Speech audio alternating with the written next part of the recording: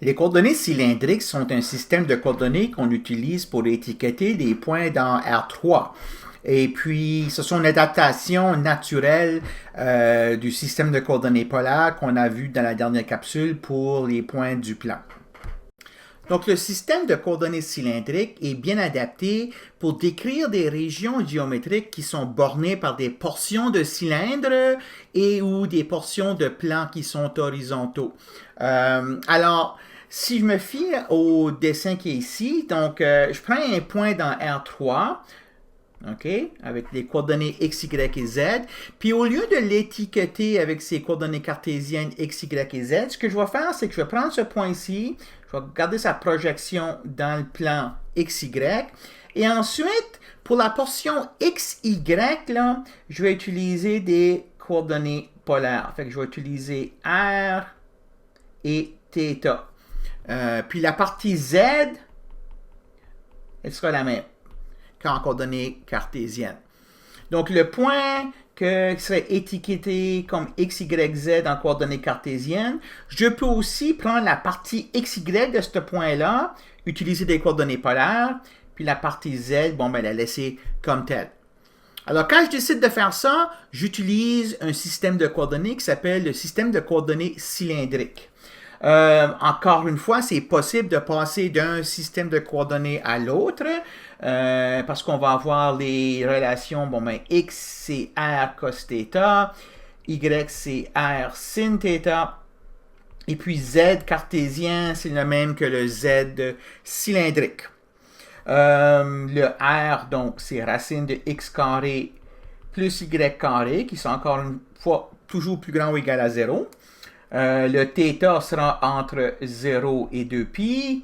Et puis le z, bon, ben, il n'y a pas de contrainte, ça peut être n'importe quel nombre réel. OK? Alors, si je regarde, bon, ben, à quoi ça correspond les surfaces qui ont un r constant, un θ constant et un z constant. D'abord, un z constant, c'est pas compliqué, c'est la même chose qu'en coordonnées cartésiennes. Okay? L'ensemble des points qui ont la même valeur des z sont sur un plan horizontal à cette hauteur de z-là. L'ensemble des points qui ont une même valeur de r sont sur un cylindre centré sur l'origine, centré sur l'axe des z, okay, de rayons donnés par la valeur de r en considération. Okay, donc, les points qui ont r égale à 1 sont sur le cylindre x carré plus y carré égale à 1, par exemple. Okay? Et puis, les points qui ont un θ constant, ce sont des demi-plans qui jaillissent de l'axe des z. Donc, toute situation géométrique qui est décrite par, qui est bornée par des surfaces comme ça, d'habitude, c'est plus facile de la décrire avec des coordonnées cylindriques que de la décrire avec des coordonnées rectangulaires. Donc, par exemple, si je vais ici, comme problème, décrire la région suivante en utilisant les coordonnées cylindriques. Donc, au lieu de la dessiner sur le papier, je l'ai ici sur Maple.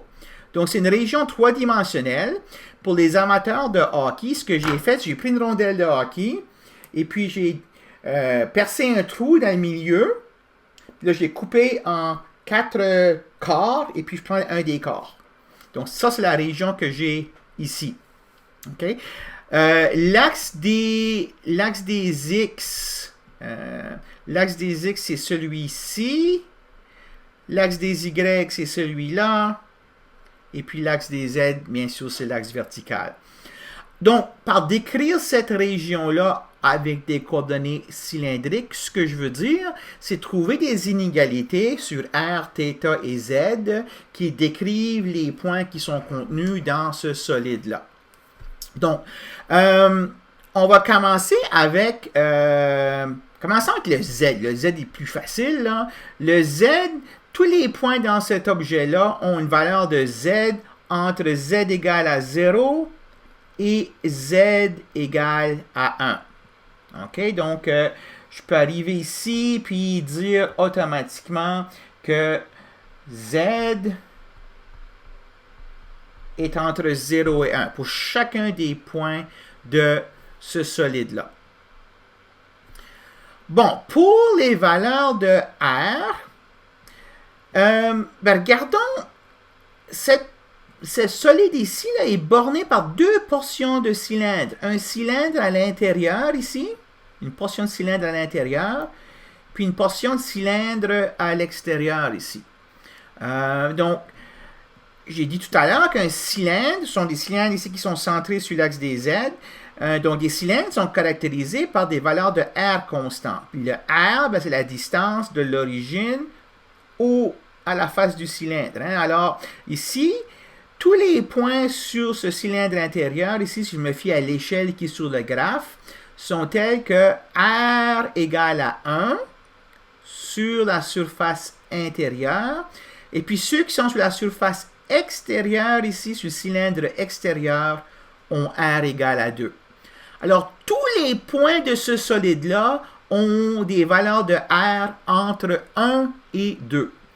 Donc, voici les inégalités sur R. R est entre 1 et 2. Et pour les valeurs de θ, donc on veut la valeur angulaire mesurée à partir du demi-plan x positif. Donc, encore une fois, donc maintenant, ce que je vais faire, c'est que je vais mesurer des angles. L'angle de référence 0, ça va être les points qui sont sur cette droite ici, qui est l'axe des x. Donc, ces points que j'ai entre ici et ici ont des valeurs de θ égales à 0. Et plus je me déplace dans le sens anti-horaire, θ augmente. Éventuellement, θ égale à pi sur 4 ici. Et ensuite, on continue jusqu'à ici, je suis sur l'axe des Y. Ça correspond à 90 degrés. Donc là, j'ai à θ égale à pi sur 2. Donc, tous les points dans ce solide ici ont des valeurs de θ entre 0 et pi sur 2. Donc, je viens écrire ça ici.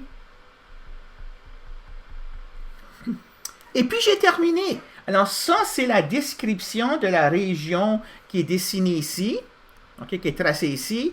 C'est la description de cette région-là en utilisant des coordonnées cylindriques. Et c'est de là que vous voyez l'utilité, parce qu'encore une fois, les bornes qui délimitent cette région-là sont des constantes. Donc, si on essayait de décrire cette région-là à l'aide d'inégalités cartésiennes sur x, y et z, la partie x, y serait un peu compliquée. Alors, donc ça, c'est un problème qui est bien adapté pour les coordonnées cylindriques. On aura l'occasion d'utiliser ce système de coordonnées-là en profondeur plus tard, quand on va voir l'intégration et ainsi de suite. Mais pour l'instant, c'est un aperçu de ce système de coordonnées-là qui est différent des coordonnées cartésiennes. Et puis, on verra aussi au DGD de ce vendredi d'autres exemples où est-ce qu'on traitera de régions à décrire en coordonnées cylindriques comme ceci. Alors, voici pour cette capsule numéro 7.